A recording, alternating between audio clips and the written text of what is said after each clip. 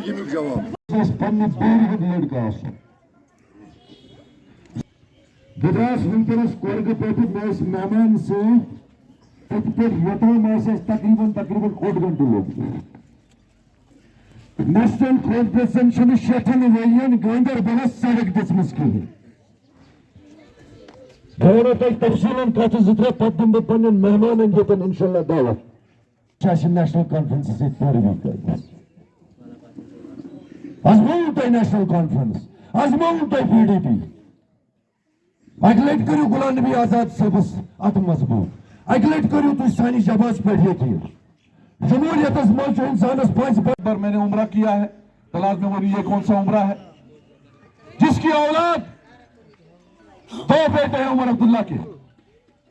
उसकी एक तस्वीर सामने आई, वो दिल्ली में मंदिर में जाते हैं और यहां जो है मस्जिद में आके हमारे मुसलमान उन्होंने पाकिस्तानी नमक दिखाया, सबूत रुमाल दिखाई, फिर भी उन्होंने कुछ अरसा निकाल लिया।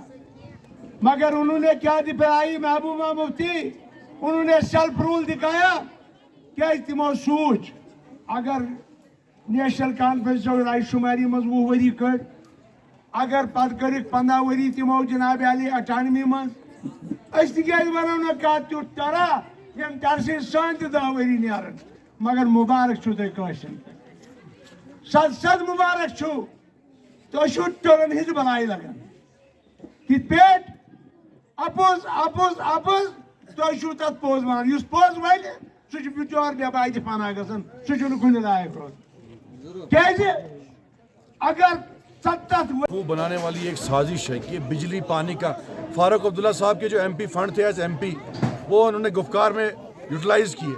जब यहाँ के वोटर्स को, यहाँ की आवाम को बिजली नहीं होगी, बिजली फीस इतनी बढ़ चुकी है, किसके लिए वोट देना है? फारूक साहब के घर बनाने के लिए वोट देना है, उमर साहब के घर बनाने के लिए वोट देना है। क्यों नहीं है बिजली का मसला, ये क्यों नहीं है पानी का मसला? कहाँ एक गरीब आदमी जो है 10,000 की बिजली की फीस भरेगा, कहाँ से भरेगा वो? तो MP जब बनेगा वो MP फंड में यहाँ की डेवलपमेंट करेगा।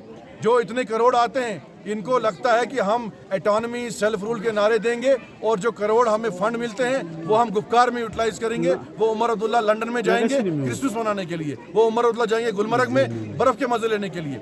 लेकिन MP का सबसे बड़ा फर्ज जो होता है वो ये होता है कि उसके पास जो फंड आते हैं वो मोहल्लों में, वो इलाकों में यूटिलाइज होते हैं। उससे स्कूल बन सकते हैं, उससे हॉस्पिटल बन सकते हैं, उससे मशीनें आ सकती हैं अस्पतालों में।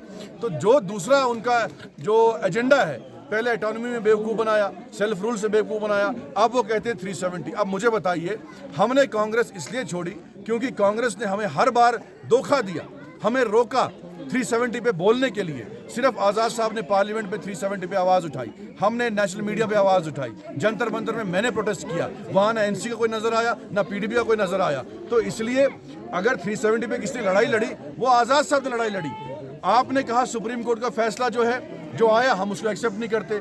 उमर साहब ने दूसरे दिन बयान दिया कि हम वहाँ अपील करेंगे सुप्रीम कोर्ट में। क्यों नहीं अभी तक अपील हुई उसकी? और 370 पे कांग्रेस का क्या स्टैंड है? कांग्रेस ने कहीं भी नहीं बोला कि हम 370 को वापस लाएंगे।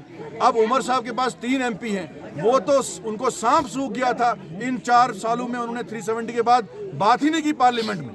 क्या अकबर लोन साहब ने बात की 370 पे पार्लियामेंट में? क्या फारूक साहब ने बात की? क्या मसूरी साहब ने बात की? जो लोगों ने इनको वोट दिए थे, NC को तो पहले आजमा चुके हैं हम। जो आज PDP के MP हैं, इन्होंने कौन सी बात की? इन्होंने तो वोट भी नहीं डाला। जो वोट पार्लियामेंट में 370 के अगेंस्ट डालना था, जो PDP का आज का MP है और आपका कैंडिडेट है, इसने वहां वोट बाइकआउट किया। ये मैं अपनी कहानी नहीं बोल रहा हूं, आप वहां पार्लियामेंट के रिकॉर्ड को निकालिए जहां अपोजिशन ने, आज़ाद साहब ने 370 के खिलाफ वोट किया और PDP का जो आज नुमाइंदा यहाँ है उसने वोट ही नहीं डाला उसके खिलाफ। ये BJP के साथ मिले हुए थे, चाहे NC हो चाहे PDP हो। दविंदर सिंह राणा जो इनके एडवाइजर रहे थे, उन्होंने साफ कह दिया कि उमर साहब ने 370 के हटने के बावजूद भी BJP के दरवाजे खटखटाए। फारूक साहब ने एक टेलीविजन पे बयान दिया कि हमारे दरवाजे BJP के लिए खुले हैं। आज साबित हुआ अनंतनाग सीट को लेके BJP ने अल्ताफ बुखारी साहब को सपोर्ट किया है, हमें तो नहीं सपोर्ट किया। हमने पहले भी कहा था कि हम आज़ाद हैं, आज भी हम आज़ाद हैं, आने वाले वक्त में भी हम आज़ाद हैं।